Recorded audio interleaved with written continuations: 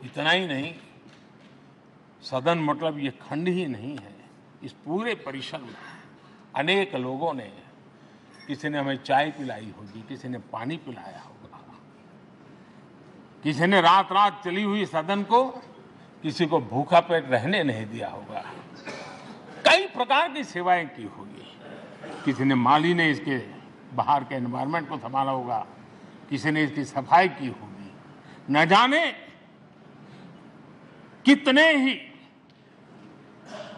अनगिनत लोग होंगे जिन्होंने हम सब अच्छे ढंग से काम कर सके, और यहां जो काम हो वो काम देश को आगे बढ़ाने के लिए अधिक से अधिक तेजी से हो, उसके लिए जो माहौल बनाना, व्यवस्था बनाना, उसके लिए जिसने योगदान दिया है, मेरी तरफ से भी और इस सदन की तरफ से भी मैं उनका विशेष रूप से नमन करता हूं।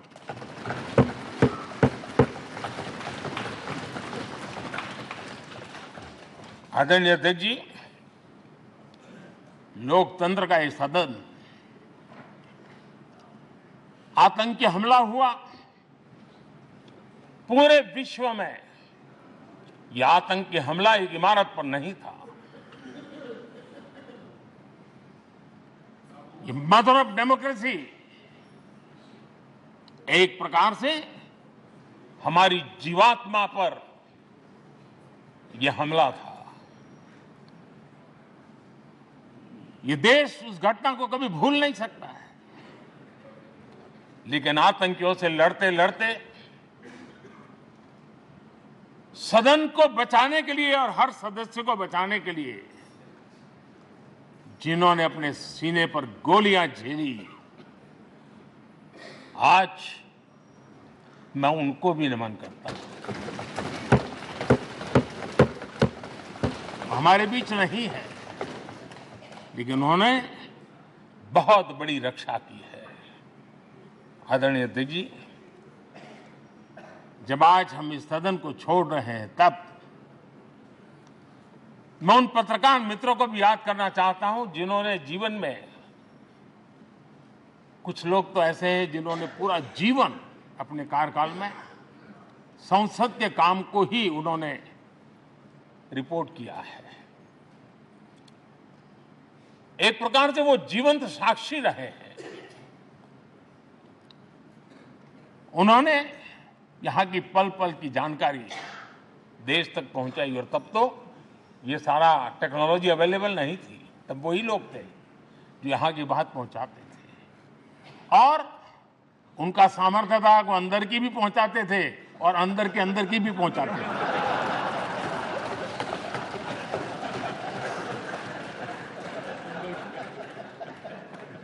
और मैंने देखा कि ऐसे पत्रकारिता जिन्होंने संसद को कवर किया,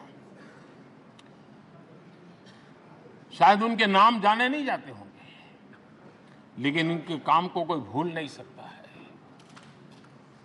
और खबरों को लिए नहीं, भारत की इस विकास यात्रा को संसद भवन से समझने के लिए उन्होंने अपनी शक्ति खपा दी थी।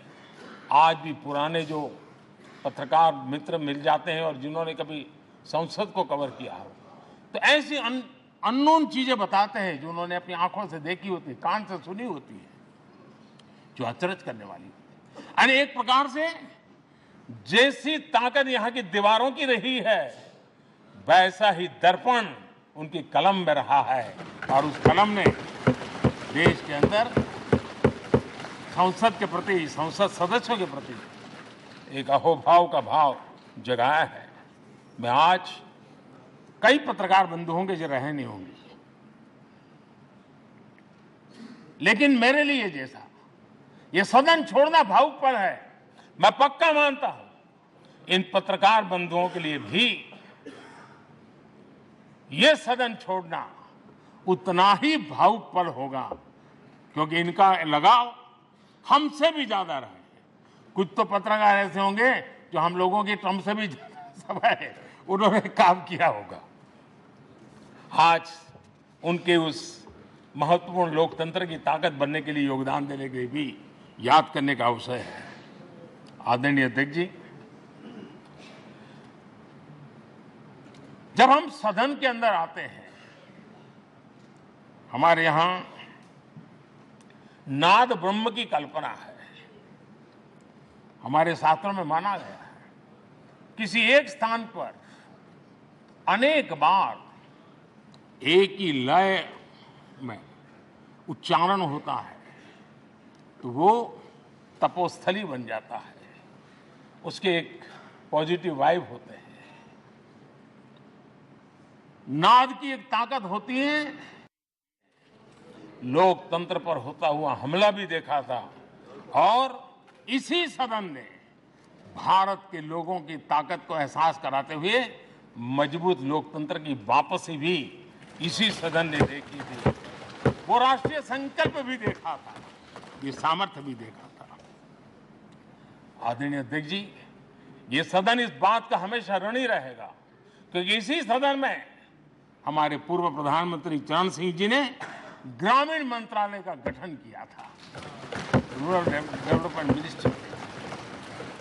इसी सदन में मतदान की उम्र 21 से 18 करने का निर्णय हुआ था और देश की युवा पीढ़ी को इसका योगदान देने के लिए प्रेरित किया गया, उत्साहित किया गया था।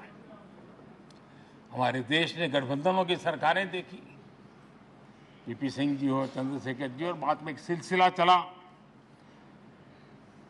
लंबे अरसे से दिशा में देश जा रहा था, आर्थिक नीतियों के बोझ तले देश दबा हुआ था, लेकिन नरसिम्हा राव की सरकार थी जिन्होंने हिम्मत के साथ पुरानी आर्थिक नीतियों को छोड़ करके नई राह पकड़ने का फैसला किया था, जिसके आज देश को परिणाम मिल रहे हैं। अटल बिहारी वाजपेयी जी का सरकार भी हमने इसी सदन ने देखी। सर्व शिक्षा अभियान देश में आज वो महत्वपूर्ण बन गया है। आदिवासी कार्यालय मंत्रालय अटल जी ने बनाया, नॉर्थ ईस्ट का मंत्रालय अटल जी ने बनाया। न्यूक्लियर टेस्ट भारत के सामर्थ्य का परिचायक बन गया। और इसी सदन में मनमोहन जी की सरकार कैश फॉर वोट को भी, उस कांड को भी सदन ने देखा है। आदरणीय अध्यक्ष जी, सबका साथ सबका विकास का मंत्र, अनेक ऐतिहासिक निर्णय, दशकों से लंबित विषय, उनका स्थायी समाधान भी इसी सदन में हुआ। आर्टिकल 370, ये सदन हमेशा हमेशा गर्व के साथ कहेगा कि सदन के कारण one nation one tax, one nation one tax, GST का निर्णय भी इसी सदन ने किया। One rank one pension, OROP, ये भी इसी सदन ने देखा। गरीबों के लिए 10% आरक्षण कोई विवाद के बिना पहली बार इस देश में करने में सफल लगे। आदरणीय अध्यक्ष जी, भारत के लोकतंत्र में तमाम उतार चढ़ाव हमने देखे और ये सदन लोकतंत्र की ताकत है, लोकतंत्र की ताकत की साक्षी है, जन विश्वास का एक केंद्र बिंदु रहा है। इस सदन की विशेषता देखिए और दुनिया के लोगों को आज भी ऐतराज होता है। यह सदन है जिसमें कभी 4 सांसद वाली पार्टी सत्ता में होती थी और 100 सदस्य वाली पार्टी विपक्ष में बैठती थी। ये भी सामर्थ्य इस सदन के लोकतंत्र की ताकत का परिचय कराता है। और यही सदन है जिसमें एक वोट से अटल जी की सरकार गई थी और लोकतंत्र की गरिमा को बढ़ाया था। ये भी इसी सदन में हुआ। आज अनेक छोटी छोटी रीजनल पार्टियों का प्रतिनिधित्व हमारे देश की विविधता को, हमारे देश के एस्पिरेशंस का एक प्रकार से वो आकर्षक केंद्र बिंदु बना है। आदरणीय अध्यक्ष जी, इस देश में 2 प्रधानमंत्री ऐसे रहे मोरारजी भाई वीपीसी एक प्रकार से कांग्रेस में जीवन खपाया था, लेकिन एंटी कांग्रेस गवर्नमेंट का नेतृत्व कर रहे थे। ये भी इसकी विशेषता थी। और हमारे नरसिम्हा राव जी, वो तो बिस्तरा गोल करके घर जाने की तैयारी कर रहे थे, निवृत्ति की घोषणा कर चुके थे। लेकिन यही लोकतंत्र की ताकत देखिए, सदन की ताकत देखिए, वो प्रधानमंत्री के रूप में 5 साल हमारी सेवा कर रहे।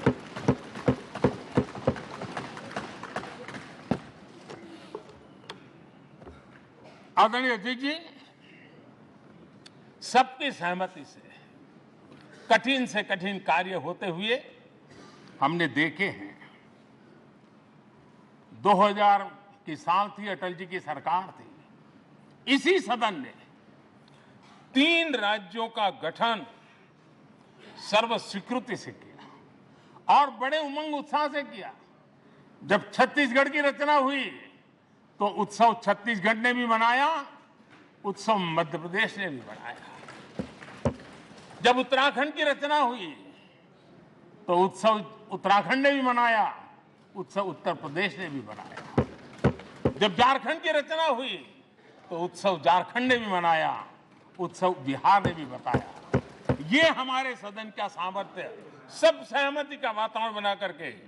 लेकिन कुछ कड़वी यादें वो भी हैं कि तेलंगाना के हक को दबोचने के लिए भारी प्रयास हुए, खून की नदियां भी बही और बनने के बाद न तेलंगाना उत्सव मना पाया, न आंध्र उत्सव मना पाया। एक कटुता के बीज बो दिए गए। अच्छा होता उसी उमंग और उत्साह के साथ हम तेलंगाना का निर्माण करते तो एक नई ऊंचाई पर आज तेलंगाना पहुंच चुका होता। आदरणीय अध्यक्ष जी, संविधान सभा ने, आदरणीय अध्यक्ष जी, इस सदन की परंपरा रही है। संविधान सभा ने उस समय अपना दैनिक भत्ता 45 रुपये से कम करके 40 कर दिया था। उनको लगा हमें इसको कम करना चाहिए। आदरणीय अध्यक्ष जी, यही सदन है कैंटीन में मिलने वाली सब्सिडी, जो बहुत कम पैसे में खाना मिलता था, इसी सदस्यों ने उस सब्सिडी को भी खत्म कर दिया और पूरा पैसा देकर के अब कैंटीन में खाते हैं। आदरणीय अध्यक्ष जी, कोरोना काल में जब जरूरत पड़ी तो यही सांसद जिन्होंने एमपी लेड फंड को छोड़ दिया और देश को इस संकट की घड़ी में मदद करने के लिए आगे आए। इतना ही नहीं, कोरोना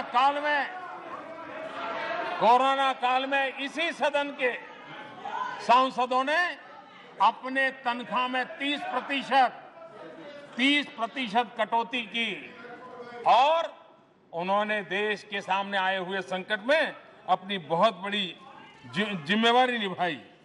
आदरणीय अध्यक्ष जी, हम गर्व से कह सकते हैं, ये सदन में बैठे हुए लोग भी कह सकते हैं, हमारे पूर्वज जो सदन में बैठे थे वो भी कह सकते हैं कि हम ही लोग हैं जिन्होंने हम पर डिसिप्लिन लाने के लिए हमारे यहां जनप्रतिनिधित्व कानून में समय समय पर कठोरता बरती। नियम हमने ही लादे, हमने ही तय किया कि नहीं, जनप्रतिनिधि के जीवन में ये नहीं हो सकता। मैं मानता हूं ये जीवंत लोकतंत्र का बहुत बड़ा उदाहरण है और ये सदन ने दिया है, यही माननीय सांसदों ने दिया है और हमारी पुरानी पीढ़ी के सांसदों ने दिया है। और मैं मानता हूं कि कभी कभी उन चीजों को भी याद करना चाहिए। आदरणीय अध्यक्ष जी, हम जो वर्तमान सांसद हैं उनके लिए तो ये विशेष सौभाग्य का अवसर है। सौभाग्य का अवसर इसलिए है कि हमें इतिहास और भविष्य दोनों की कड़ी बनने का अवसर मिल रहा है।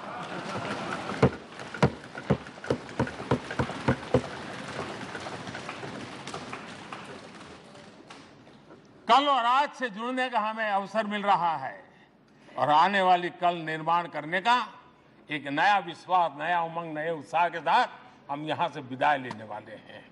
आदरणीय अध्यक्ष महोदय, आज का दिवस सिर्फ और सिर्फ इस सदन के सभी 7,500 जनप्रतिनिधि रह चुके हैं उनके गौरवगान का पल है।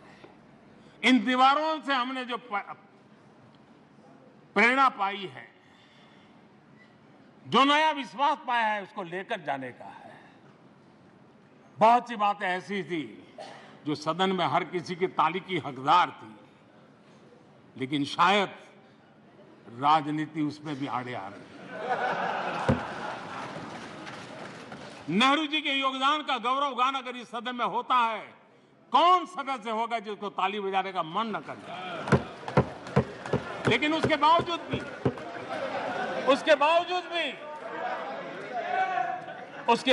भी देश के लोकतंत्र के लिए बहुत जरूरी है हम सब ने अपने यहां सोच लें।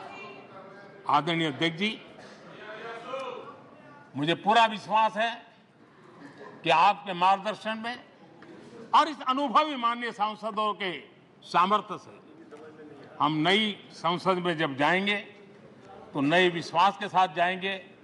मैं फिर एक बार, आज पूरा दिवस आपने इन पुरानी स्मृतियों को ताजा करने के लिए दिया, एक अच्छे वातावरण में सबको याद करने का मौका दिया। इसके लिए मैं आप सबका, आपका हृदय से आभार व्यक्त करता हूं और मैं सभी सदस्यों से आग्रह करूंगा कि अपने जीवन की ऐसी मधुर यादों को यहां हम जरूर व्यक्त करें, ताकि देश तक पहुंचे कि सचमुच में ये हमारा सदन, ये हमारे जनप्रतिनिधियों की गतिविधि सच्चे अर्थ में देश को समर्पित है, इसका भाव लोगों के तक पहुंचे। इसी एक अपेक्षा के साथ मैं फिर एक बार इस धरती को प्रणाम करता हूं, इस सदन को प्रणाम करता हूं, भारत के मंदिरों से बनी हुई हर एक दीवार के हर एक ईंटे को प्रणाम करता हूं और पिछले 75 साल में भारत के लोकतंत्र को नया सामर्थ्य शक्ति देने वाले हर गुंज को, उस नाद ब्रह्म को नमन करते हुए मेरी वाणी को विराम कर देता हूं। बहुत बहुत धन्यवाद।